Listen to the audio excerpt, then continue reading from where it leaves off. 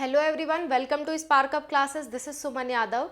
आज के वीडियो में हम डिस्कस करने वाले हैं कि एम्स में आपको कितने नंबर तक मिनिमम स्कोर करना पड़ेगा जिसके बाद आप जो है काउंसलिंग में पार्टिसिपेट कर पाओगे, क्योंकि आप एग्ज़ाम देने जा रहे हो। एम्स नर्सिंग का एग्ज़ाम आपका 1 जून को है, तो आपके माइंड में एक सेटअप होना चाहिए कि इतने तक मार्क्स ला दूँ तो मेरा जो है सिलेक्शन हो जाएगा, मेरा जो है काउंसलिंग हो जाएगा। वो बातें आज के वीडियो में हम डिस्कस करेंगे। Let's go. सबसे पहली बात तो ये कि जो आपका एम्स का नर्सिंग का पेपर होने वाला है, एम्स नर्सिंग का जो पेपर होने वाला है वो आपका 100 मार्क्स का होगा। 100 मार्क्स का, ठीक है। 100 मार्क्स का आपका एम्स नर्सिंग का पेपर होने वाला है, जिसमें आपका फिज़िक्स जो है वो 30 मार्क्स का आएगा। उसमें आपकी जो केमिस्ट्री है वो भी 30 मार्क्स की आएगी। इसमें आपका बायोलॉजी जो है वो भी 30 मार्क्स का आएगा। और 10 नंबर का आपका जो है वो जीके वगैरह पूछे जाएगा आपसे, ठीक है। जीके पूछा जाएगा 10 मार्क्स का। पीसीबी आपका 30 नंबर का होगा, जीके 10 नंबर का। टोटल आपके 100 नंबर का पेपर होगा, 100 क्वेश्चन आएंगे, ठीक है। 100 क्वेश्चन आएंगे और 100 मार्क्स का आपका पेपर होगा। तो इसमें से अगर आप 60 प्लस स्कोर करते हो या लगभग, क्योंकि इस समय कट ऑफ हर चीज़ की बढ़ रही है, तो मैं कहूँगी 65 तक अगर आप स्कोर कर लेते हो तो आप काउंसलिंग करवा पाओगे। देखो एम्स में क्या है ना, एम्स में एक मेरिट लिस्ट आती है। रिजल्ट से पहले क्या आती है? मेरिट लिस्ट आती है। Merit list. देखो एम्स का फॉर्म लाखों लोगों ने भरा है, लेकिन मेरिट लिस्ट में कुछ 8 से 10 हज़ार लोगों का जो है नाम आता है। और अगर मेरिट लिस्ट में नाम आपका नहीं आया तो आप काउंसलिंग नहीं करवा पाते हो।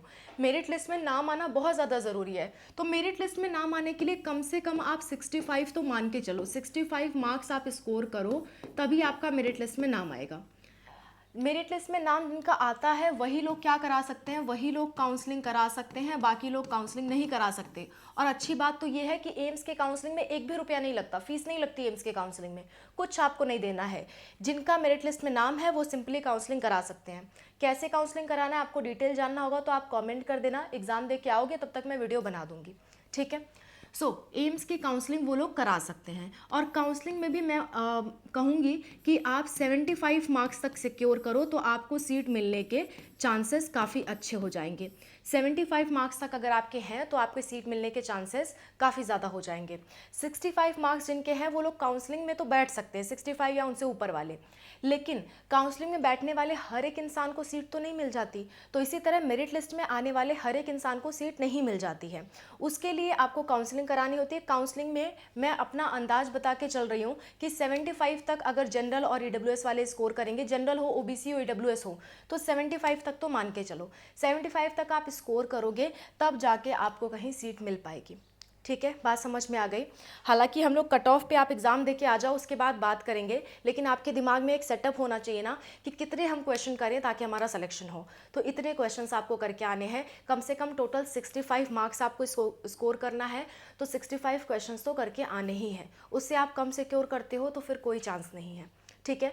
मिनिमम 65 का टारगेट करो, मिनिमम से मिनिमम। वैसे तो मैं कहूँगी 75 एटलीस्ट टारगेट करो, लेकिन नहीं हो पा रहा है तो कम से कम 65 टारगेट करो, ठीक है।